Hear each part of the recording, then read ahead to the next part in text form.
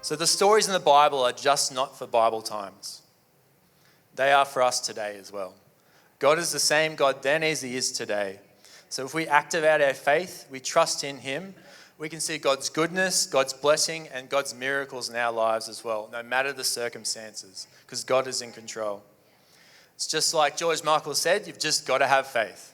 We've just got to have faith. That's all it is. So if we put our faith in the Lord, he can do miraculous things in our lives. And that's about this series, is us understanding the incredible things God can do with faith. It's the foundation, our relationship with him is faith. And there's so much more to faith than just believing in him. There's faith in following him too. Because a life without faith can be mediocre. Unfulfilling, can feel a bit stagnant at times as well. That we're just going through the motions, going through the things. We're not believing, we're not pressing forward, we're not stepping out, we're not grasping onto what God has for us. It can feel a bit stagnant or mediocre at times. Because it's our nature, isn't it, just to play it safe. Cool, I'm good, I've got a home, I've got a job, I've got food on the table. It's good. I don't need to press out or step out or get uncomfortable or change my situation or go after things. Our nature is just to stay the same. But God's nature is not that. God's nature is for us to have more. There is so much more in God for us, ahead of us, if we want to put our faith in him. Because he can change our world. Our faith in him can change our world and can change the world of those around us. In your workplace, in your home life, in your situation, if you carry faith, if you can have your life changed, God can change those around you as well by your faith. Because they can see what God can do in your life. So we've got to put our faith in the Lord.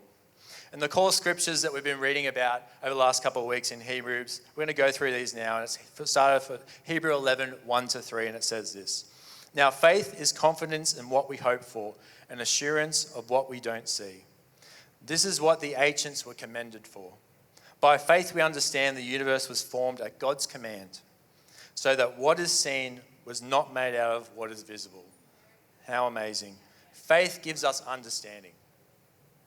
Understanding for the things that aren't understandable, for the things that can't be proven, for the things that can't be fully seen. If we stand in faith, we have understanding because our understanding is in God. So when you're facing a situation that's not understandable, that you don't understand, that is challenging, that pushes you to the edge of yourself, if you put your faith in God, you can have a peace of understanding in your heart because we know that God is in control and his will be done in that situation. Because faith, I don't think faith is blind. It's just a lens of how we see God's invisible work. Faith, I don't think, is blind. It's just a lens on how we see God's invisible work around us and in us. How many times do things happen in your life and people go, how did that happen? And you've been going on this journey, this internal journey, this thing of like you're making sacrifices, you're trusting in your Lord, you're praying, you're reading your word, and all of a sudden, bang, this thing is visible. It's real. It's happening in your life. Because you've seen it through the eyes, God's eyes. You've seen the invisible through the eyes of God because of your faith in him. It was the lens that was able for you to be able to see the invisible in that moment. So we need to believe and be expectant. I believe it. We need to believe and be expectant for what God has in our lives. This morning, right now, we need to believe and be expectant. Tomorrow when you go to work, you need to believe and be expectant. When you're dealing with your kids and they're doing it tough and they're going crazy, you've got little children, you need to believe and be expectant. If you're looking to buy a home in this market, you need to believe and be expectant. If you're wanting a new job, you need to believe and be expectant. If we don't have that posture, I don't think much is going to happen in our lives. We need to place our faith and trust in God because God has the power to do what he promises. If you feel that the Lord has spoken to you about something, you need to put your faith in God because he has the power to bring it to pass. You need to put your faith in God. Hebrews 11:6 says this, and without faith, it is impossible to please God. So it's not church attendance, it's not your job, it's not your income, it's not money, it's not a degree, it's not Bible college, it's not the likes or the influence you have online, it's your faith that pleases God. And without faith, it is impossible to please God, because anyone who comes to him must believe that he exists, and that he rewards those who earnestly seek him. Our faith pleases God. If we want to please God, we need to be faithful. Simple as that. Our base level is believing in him. That's our foundation of our faith, that we believe in Jesus. He died on the cross. He rose again. He died for our sins. And we are made right in the eyes of the Lord because of that faith. But like I said before, our faith is not just based on believing in him. Our faith, we should have faith to follow him. To take steps out in your life when you feel like he's spoken to you. Have the faith to follow through what he's spoken to you in those moments. That's faith that we're talking about here. That's why these people were commended in Hebrews 11. They had the faith to step out and trust in the Lord. Didn't do it perfectly. Many of them didn't, just like us. But they had the faith to step out and trust in the Lord, and he gave them the promises that they were believing in. And they seeked him earnestly. Are we earnestly seeking the Lord? Do you earnestly seek him in your life? I mean, I even question myself at times. Am I earnestly seeking God? And earnestly talks about intentionally, consistently, and wholeheartedly. That's what earnestly means. Not casually, not occasionally, but earnestly. Are we seeking the Lord in our lives? And these faith heroes, these men and women, says are commended for their faith. Like, that's incredible. They were commended. Not only do they already have their story written in the Bible, but it's backed up in Hebrews 11 that they're in the Hall of Fame of faith, that they're commended for their faith in God. I mean, I'd love to be commended for my faith in God. I think we all would, because our lives and our circumstances and the world around us would be amazing and so impacted and so incredible. I would love to be commended for my faith. So today we're going to focus on Abraham. Mate, he's the big dog. I'll be honest, he's the guy. He's the man, right? And if you're looking for a title, the title of this message is The Moves of Faith. So let's read it. So we're going to go into Hebrews, and we're going to read Abraham's story in Hebrews 11. So we're going to go Hebrews 11, 8 to 12, and then 17 to 19. So let's go there. By faith, Abraham, when called to go to a place he'd later receive as his inheritance, obeyed and went, even though he didn't know where he was going. Amazing. By faith, he made a home in the promised land, like a stranger in a foreign country. He lived in tents, as did Isaac, Jacob, who were heirs to him and the same promise. For he was looking forward to a city with foundations, whose architect and builder was God. And by faith, even Sarah, who was Abraham's wife, was past childbearing age, was enabled to bear a child because she considered him faithful who made the promise. How incredible. And so from this one man, and he was as good as dead, so because he was really old too, super old, so saying he shouldn't be able to have children. And Sarah was actually described as barren in the Genesis there, so they shouldn't have been able to have children. Came descendants as numerous as the stars in the sky, and as countless as the sand on the seashore. How amazing. And we jump down to 17. By faith, Abraham, when God tested him, offered Isaac as a sacrifice. He who embraced the promise was about to sacrifice his one and only son, even though God had said to him, "It is through Isaac that your offering will be reckoned." But Abraham reasoned that God could even raise the dead. He had faith in God that Isaac would be with him no matter what. And so in the manner of speaking, he did receive Isaac back from death.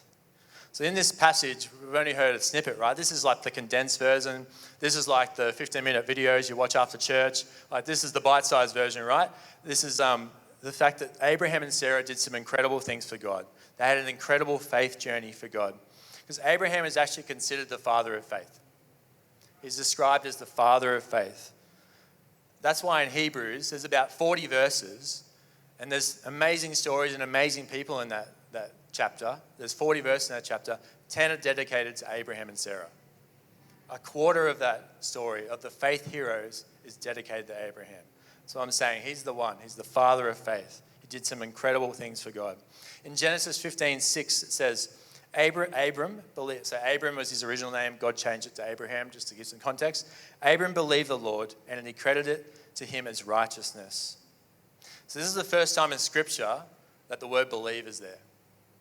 And believe is saying that Abraham trusted, relied on, and had faith in God in that moment. that it counted to him as righteousness. His faith in God made him right in the eyes of God. Just like us, our faith in Jesus makes us right in the eyes of God. Believing what Jesus did on the cross makes us right with God. Because faith is big. Faith can be scary sometimes. Like, it might seem big. You might have a big vision or a big thing that God has told you, or something that you're like, yeah, this is where I feel like God's taking me. It can be scary, it can be intimidating, and sometimes we don't make the decisions to take the steps to get there. But I think our faith journey, no matter how big, starts with being faithful in the little things. It starts by being faithful in the little. Those little steps along the way that lead us to the next step, to the bigger journey. And I describe it as macro faith, like, okay, God's told me to do this, the big picture. That's the macro, that's the big thing, right? That's what we've got to go to. That's how, but I don't know how to get there. I don't know how it's going to happen. It seems so far away from where I'm at. There's also micro faith. They're the steps in the journey along the way, the micro steps on how you get to the bigger thing. And we've all done them, right? I've done them, micro steps. I felt the call to ministry. Didn't feel micro at the time, but one of the micro steps is I took a different job. There was a 40% pay cut to get eventually into ministry. I changed from a full-time job to a part-time job. So that was a micro step in the bigger journey. It didn't feel micro, right? Taking a 40% pay cut in this situation is not micro. I was married with 2 kids. Doesn't sound like dad of the year material, but eventually it ended up being in the bigger picture and being in ministry full-time, right? That was a micro step along the journey. Because without micro faith, those steps, the macro faith will always be faith. It will never be a reality. Got to take the micro steps. You've got to have micro faith in your life. So the macro will always be faith. It will never be reality if you don't take the micro steps along the journey. So what is God asking you to do now? What is the micro faith moment you're facing in your life? What has He spoken to you right now? Last week? A month ago? A year ago? What's even the micro step that you're ignoring? Going, oh, I don't know if I really want to do that. Like, He said this thing, but it doesn't make sense, this step. Even though in the bigger picture, the Lord's like, no, this is the step you need to take. We kind of look at it and go, oh, it makes me feel uncomfortable. I don't really want to do it because this is where I really want to go, and I don't see how that fits with that. We've got to have our faith in God in that moment. Those micro steps will fulfill the macro faith thing in your heart. So we're going to have a look at the story of Abraham from Hebrews. We're actually going to deep dive. We're going to actually go scripture by scripture and break down what his faith journey and Sarah's faith journey looked like and what the incredible things that God did in their lives. So we're going to jump back into Hebrews 11:9. It says this: by faith, Abraham, when called to go to a place he would later receive as his inheritance, obeyed and went, even though he did not know where he was going. Crazy, right? So this full story, if you want to read it, it's in Genesis 12, and it's titled The Call of Abraham. So it promised him to make him a great nation, it would bless him, and all the people of the earth would be blessed. That would be the call of Abraham. And I love it. He calls him out. In the very next verse, after the call of Abraham, it says, so Abram went. He just went. He obeyed. He went to a foreign land, a country he didn't know. He obeyed in that instant. What an incredible story. And it was no small decision, right? Like, think about it today in your context. The Lord asks you to go, calls you to go to another nation, a foreign country, maybe a place you've never been. What if that happened right now? You think about, well, I've got to work. I've got my home loan here. I've got my rents. I've got my children. I've got my extended family. Got my bills to pay. Like, I've got my furniture. How would I even do that? So this guy, call of God, he obeyed and went straight away. What an incredible moment of faith. And especially with the context of that time.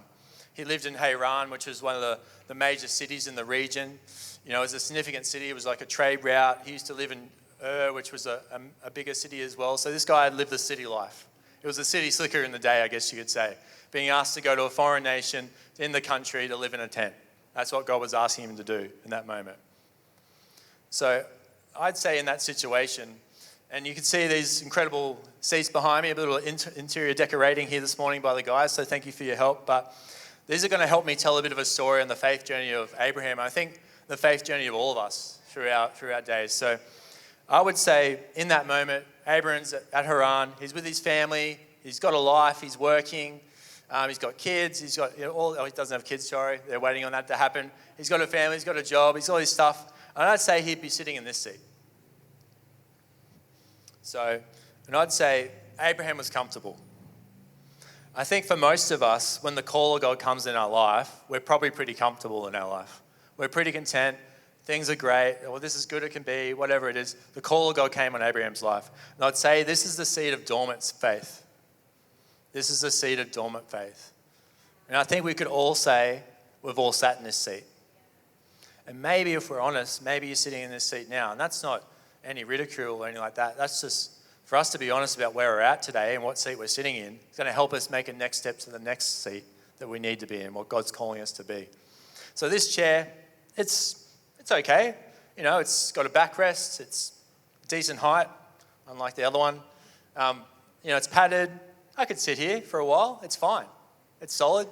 There's nothing too bad about it. It is what it is. I'm cool with it.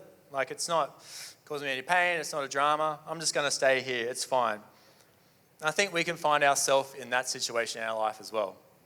It's fine. We're just living the day-to-day. We're going to work, checking in, checking out, living the Groundhog Day. Just doing our thing, not really pressing forward for anything. Nothing's really pushing us back either. We're just content. We're stagnant. We're just sitting around. We're doing our thing. We're not driving forward anywhere. We're not being pushed back either. We accept the health situation. We accept our financial situation. We lack vision. We just let the days go by. It's not too bad, but it's not great. Like I said, it is what it is. But I feel like that is one of the worst positions we can be in. That position can be one of the worst positions because it doesn't drive us towards God. It's actually better at times to be in a more difficult situation because that's when it kind of pushes us to go, Lord, help me. Lord, I need you. Lord, I'll do what you said. Where this situation is like, I'm cool. So I think sometimes for us, it's better to be in a more difficult situation because it drives us forward to the Lord. It makes us have our faith in Him. It makes us believe for more. It makes us get on our knees and pray. It makes us worship Him harder. It makes us pray more. It makes us read the Bible more. This situation is one of the most difficult ones to be in. Because we don't only need to fight in the hard times, we need to fight in the mediocre times as well. We need to get our focus on. We need to lock in and we go, Lord, I need to put my faith in you because there's got to be more than this. Because we're lulled in this false, satisfying situation that isn't all that God has for us.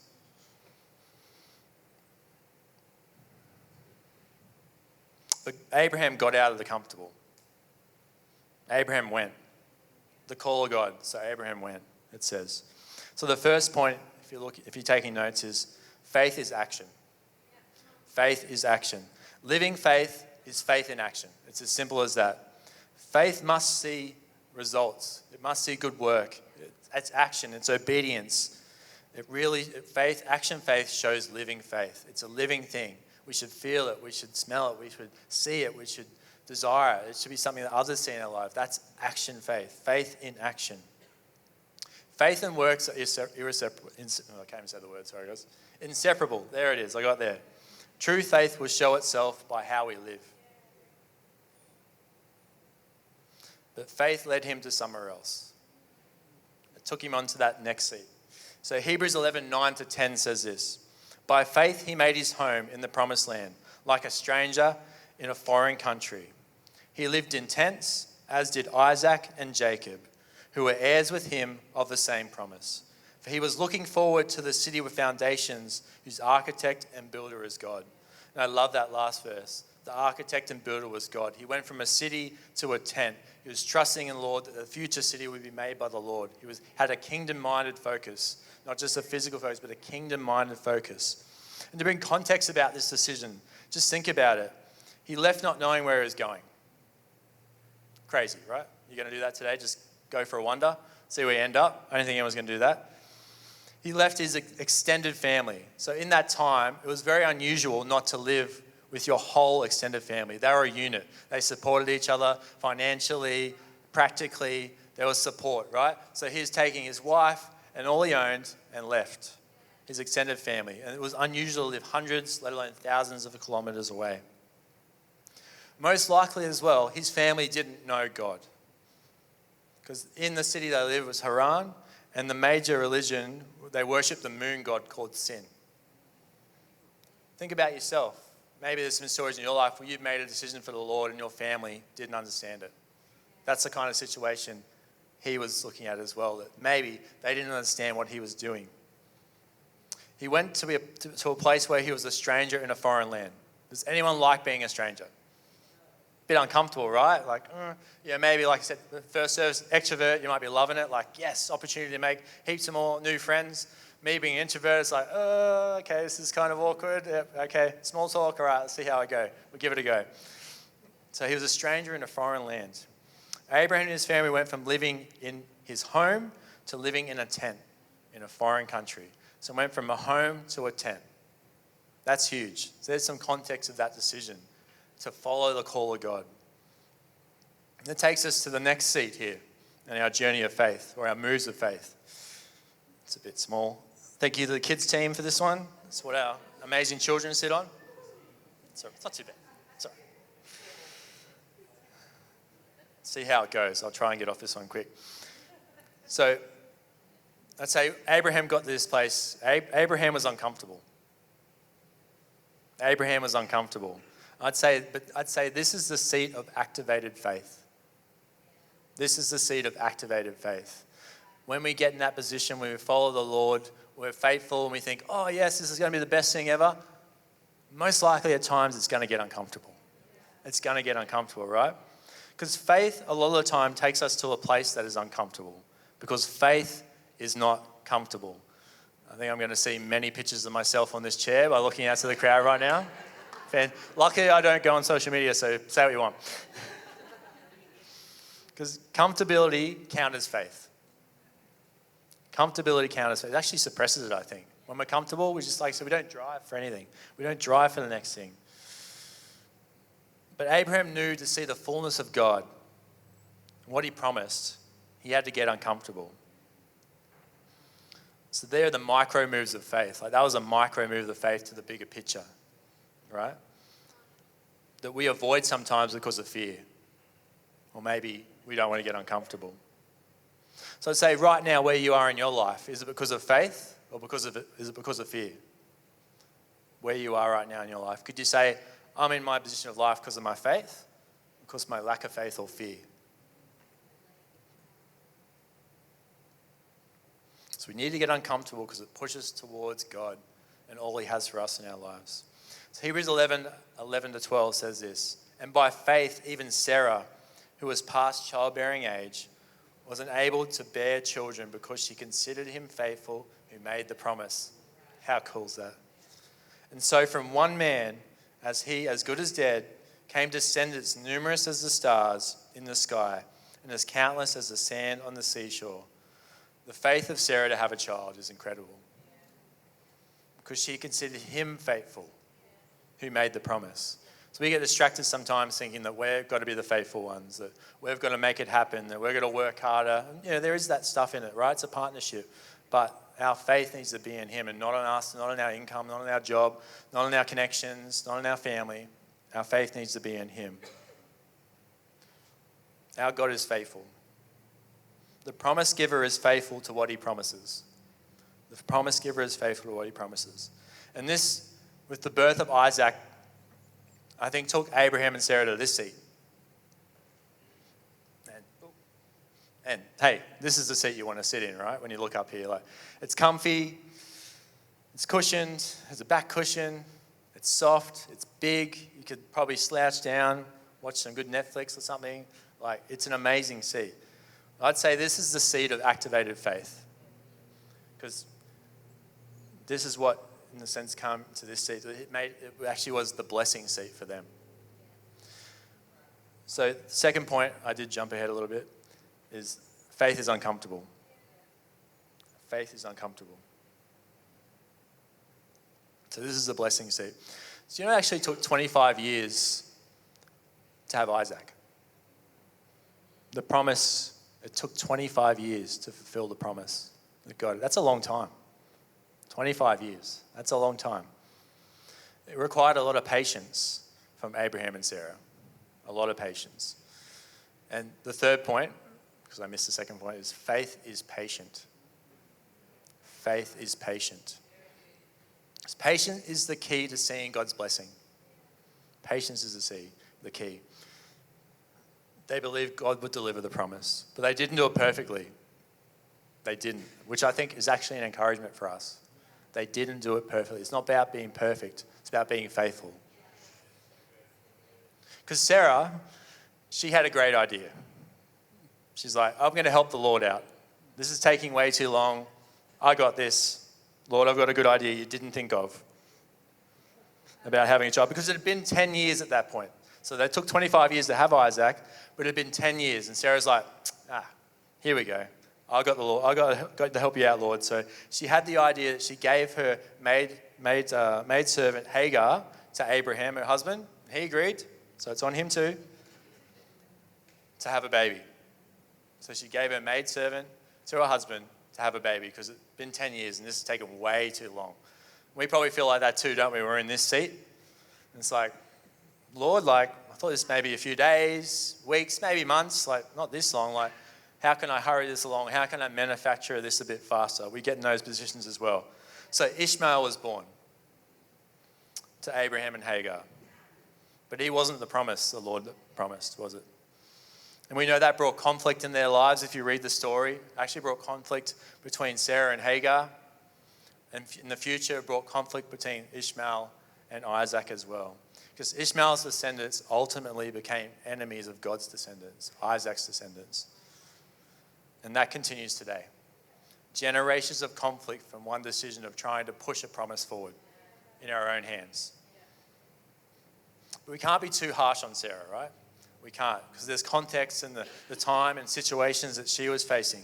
Because in that time, children were considered a social blessing. Right? That was the context of the time. So basically, they would look after their parents when they got older. So they were today's superannuation. All right? So if you needed to have a good, resourceful post-work life, when you're in retirement, have heaps of kids back in the day. So they looked after you. They looked after, like I said, they were a unit before. That's why it was so unusual for them to leave that situation. Children were considered spiritual blessings as well. Women who had children were considered blessed by God in that time. And the third thought on this is the custom of the day was that if a barren woman, who Sarah was, that was declared over here in the Bible, if the barren woman could not produce a child after 10 years, the husband could legally divorce her. How many years had it been? 10. She was feeling the pressure. And we can feel the pressure in this seat as well, can't we? We can think maybe people are doing the journey like, oh, what's going to happen here? And I've done this for so long and God hasn't showed up yet and I'm still being faithful. We can feel the pressure when we try to make stuff happen ourselves. And Sarah tried to make stuff happen. So we can have that problem in our journey of faith as well. But we have to be faithful and patient for God to fulfill what he has spoken, what he has promised, because it's not us, it's him. So in spite of Abraham and Sarah's help, God still fulfilled the promise. God was still faithful to that promise.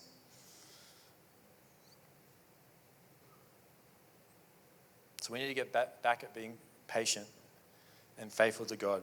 Because we may complicate the promise, but God doesn't cancel the promise. That's what we can hold in that story. We can complicate the promise, but God doesn't cancel the promise. And the last main thought here, we'll go to Hebrews 11, 17 to 19.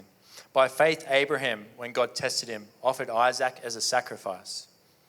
He who embraced the promise was about to sacrifice his one and only son. Even though God had said to him, it is through Isaac that your offspring will be reckoned.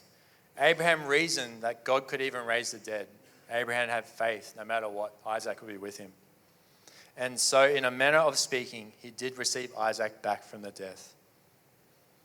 So Abraham and Sarah had their promise, the thing they fought for, the thing they left for, the thing they followed God for. They put their faith in him. They left their home, they left their homeland, they left their family.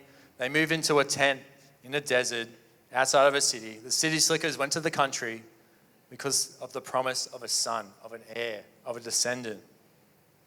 Then God asked him to offer his son Isaac as a sacrifice to him. It's crazy. Like imagine you've been believing for your business, your home, your family situation, and God goes, can I have that back? Test your faith in that moment. Like, can I have that? Like, how would we feel in that moment? The promise is here. You received it. It's flourishing. You're loving it. And he goes, no, can I have that back? Like, how would that test our hearts in that moment? Because the story happens in Genesis 22, 1-2. We'll go there. Sometime later, God tested Abraham, and he said to him, Abraham, here I am, he replied. Then God said, take your son, your only son, whom you love, Isaac, and go to the region of Moriah. Sacrifice him there as a burnt offering on a mountain I will show you. And it says the next morning, Abraham got up, loaded up a donkey, took Isaac and 2 servants, prepared the wood, and left. He just left. The next morning he left. And instead it took them 3 days to get to their destination. Can you imagine what Abraham is thinking in this moment? God speaks to him. He goes the next morning. So that first night he's at bed like, what? Sacrifice the promise? Like, give up the promise you gave me? And then the 3-day journey on top of that, going along, thinking about what is happening here? Like, you'd be toing and froing like, I'm faithful, Lord, but this is crazy. Like, you'd be going back and forth. Like, as a parent, or if God asked you to give up something in your life, like I said, your business or your home or whatever it was, like, what, Lord? This doesn't make any sense to me. This is what you promised me. He'd be going through this process during that time. So they see the destination ahead, the mountaintop that he's asked them to go. Abraham asked the 2 servants to stick around, stay there. They were going to watch the donkey. Abraham loads Isaac up with the wood, and he himself carries the fire and the knife, and they head up on their journey to the mountaintop where they're going to make the offering to the Lord. And I love before he goes, he says to the servants, we'll go up to worship and we'll come back to see you. In that moment, Abraham had faith that Isaac would return with him. How amazing is that? Even before this moment, he's like, no, I believe in the Lord's going to bring my son back. And then on the way up, Isaac's like, Dad, kind of missing something here. It's like, where's the lamb? Like, we're doing a sacrifice to the Lord. Like, Isaac would have seen this happen many times. This is a normal custom of their time. He's like, Lord, Dad, where's the lamb? Like, we've got the wood, we've got the fire, you've got the knife. Where's the lamb? And I love Abraham's response. God himself will provide. What amazing faith. God himself will provide. So they arrive at their destination. Abraham builds the altar, places the wood, and he binds Isaac. He binds his son. Crazy. That's powerful. He binds his son, his only son, the one he loves, and lays him on the altar. And this is where I think about the faith of Isaac in this moment. Because this is not a toddler. This is not even a primary school age boy. Like, the age is debated. It goes from either that 13 to 14 at the young ends, all the way up possibly late 20s, early 30s. This was a teenage boy or a man. He bound him. Like, if he was like, I'm not in on this, there's probably a story that'd be written. That'd be very difficult for a man who was 99 when he had him. So he's literally either 114 to 130 trying to bind a young man or a teenager. So the amazing thing of Isaac's faith is that he would have been a participant in this. He had faith God would provide also. I think that as a father, your children participate in your faith. Mum and dad's in the room. Where's your faith at? Because that's the level of faith your children participate in. So I'd encourage you, where are you sitting on these seats? Where is your faith at? Because your children participate in the faith that you participate in. So Abraham grabs the knife. He's about to slay his son. He's about to slay the promise. But the angel of the Lord calls out, Abraham, Abraham. And we'll pick it up in Genesis 22:12. And it says this, do not lay a hand on the boy. Do not do anything to him. Now I know that you fear God, because you have not withheld from me your son, your only son. And this is point 4. Faith is tested. Abraham's faith was tested. The very thing that God had promised him, he tested him on. And God can test our faith in different seasons. I mean, God definitely, I think, tests our faith in this season. The uncomfortable season, like, yeah, we're uncomfortable. We're stepping out for the Lord. That's what it is. It's a test. It's shaping our hearts. It's building our faith. It's putting our trust in him. It's molding us into the person he needs us to be for that promise to come to pass. Tests happen in this seat. That makes sense. But Abraham and Sarah, they were in this seat. They had the promise. Like, life was good. Like, their son, 25 years they waited for him. They're in the blessing. It can't get any better than this. This is all we wanted. But God tests this moment.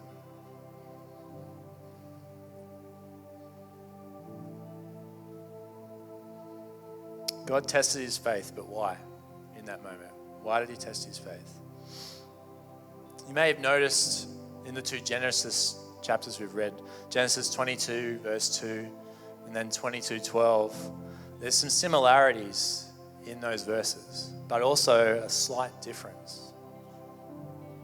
In Genesis 22:12, it says, "You have not withheld from me your son, your only son." It actually repeats it if you look at it in verse 16. "You have not withheld your son, your only son." Twice in 4 verses. I think God's trying to say something when he repeats something so close together. "You've not withheld your son, your only son." He says it twice in 4 verses. What's God trying to say? If we go back to that Genesis 22:2, when he asked him to sacrifice Isaac, there's a difference in it. It says, "Take your son, your only son, whom you love, Isaac." So now it's your son, your only son. What's the difference? What's the difference? What's missing? Whom you love, Isaac. At the beginning it was whom you love, Isaac. And at the end it was just your son, your only son. Something shifted in that moment. Something shifted when Abraham was faithful enough to go through that process to give his son back to the Lord. I think God was trying to shift Abraham's priorities within his heart. To change his perspective on certain things. To bring absolute trust and love and faith back into God. Because God demands we hold nothing back from him. That's what the true fear of the Lord is. That's what it means to fear God. It's trusting in him and giving him everything we have. So I think Abraham's, when he got the promise, the priorities got wrong a little bit in his heart. So it went for Abraham, it went from my son, my only son, whom I love. I think after that process, it became my God, who I love. It realigned his heart back to God. The promise became a bit more important than the promiser in that moment. I've got it. And maybe some of us, we'd say we're here, where God delivered. The promise has come to pass. Is the promise bigger than the promiser? Is your faith in this and your love in this thing, or is it in the Lord still after the promise comes through? Because God had to rely on Abraham's heart. And I think we need to be careful being in this seat. It's a great seat. Like, this is the seat we all want to sit in. Like, I want to sit in it. We all do. But I think this seat, if we're not careful,